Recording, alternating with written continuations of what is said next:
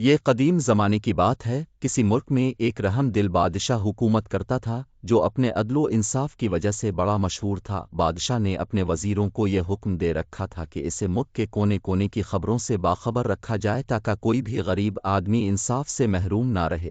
ایک دن بادشاہ کا وزیر سمندر کے کنارے کسی کام سے اپنے قافلے کے ساتھ گزر رہا تھا کہ اس نے ایک بوڑھے آدمی کو سمندر کے کنارے کے ساتھ ساتھ دوڑتے اور یہ کہتے ہوئے سنا، میرا خزانہ سمندر کے اس پار ہے۔ بوڑھا آدمی دوڑتا ہوا کبھی اس طرف آتا اور کبھی دوڑتا ہوا دوسری طرف جاتا۔ وزیر بوڑھے کی یہ بات سن کر بڑا حیران ہوا۔ اس نے سوچا کیوں نہ اس بوڑھے آدمی کو پکڑ کر اس کے خزانے کا پتہ معلوم کروں۔ وزیر نے اس بوڑھے آدمی کو قید کر دیا اور بادشاہ کو اس بات سے بے خبر رکھا۔ کئی دن گزرنے کے بعد بھی وزیر اس بوڑھے آدمی سے خزانے کا پتہ نہ پوچھ سکا۔ وزیر نے سوچا تھا کہ میں بوڑھے آدمی کا بتایا ہوا خزانہ حاصل کرنے کے بعد ملک کا امیر ترین آدمی بن جاؤں گا، مگر اس کا خواب پورا نہ ہو سکا۔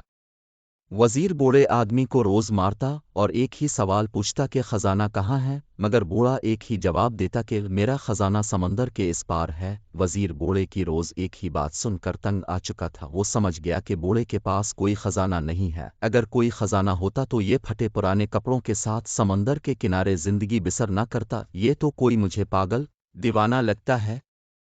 کیوں نہ میں اپنے دل کی میل کو صاف کر کے یہ ساری باتیں بادشاہ سلامت کو بتاؤں، ہو سکتا ہے یہ بوڑھا آدمی بادشاہ کو ہی خزانے کا پتہ بتا دے، اس کو پاگل سمجھ کر چھوڑ دے۔ وزیر نے یہ سارا معاملہ بادشاہ سلامت کو بتایا۔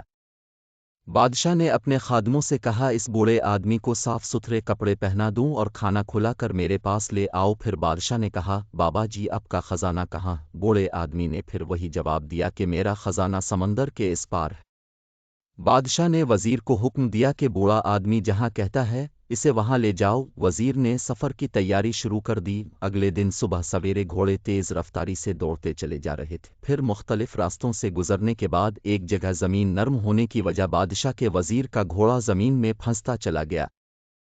مجبور نہ قافلے کو رات وہی قیام کرنا پڑا۔ پھر اگلی صبح ہوتے ہی وہ اپنی منزل کی طرف چل پڑے۔ سفر کئی دنوں تک جاری رہا۔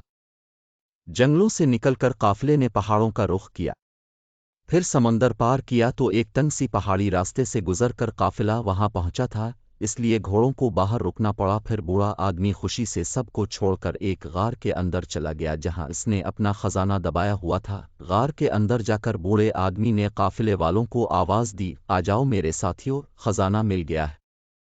جب غار کے اندر آ کر قافلے والوں نے پھٹی پرانی ڈھیر ساری کتابوں کو دیکھا تو وہ حیران ہوئی، کیا اس بوڑھے آدمی کا یہ خزانہ ہے؟ مگر قافلے والے کر بھی کیا سکتے تھے۔ جب وزیر اور اس کے ساتھی پھٹی پرانی کتابیں کو گھوڑوں پر لاد کر بادشاہ کے محل میں پہنچے تو بادشاہ بوڑھے آدمی کی پھٹی پرانی کتابیں دیکھ کر حیران رہ گیا اور دل میں سوچنے لگا کہ کیا بوڑھے آدمی کا خزانہ یہ پھٹی پرانی کتابیں ہی ہیں؟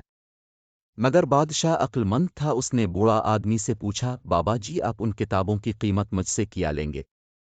بوڑھے آدمی نے جواب دیا، میں یہ کتابیں کسی قیمت پر نہیں بیچوں گا کیونکہ یہ کتابیں میرے بزرگوں نے اپنے بزرگوں سے لی تھیں۔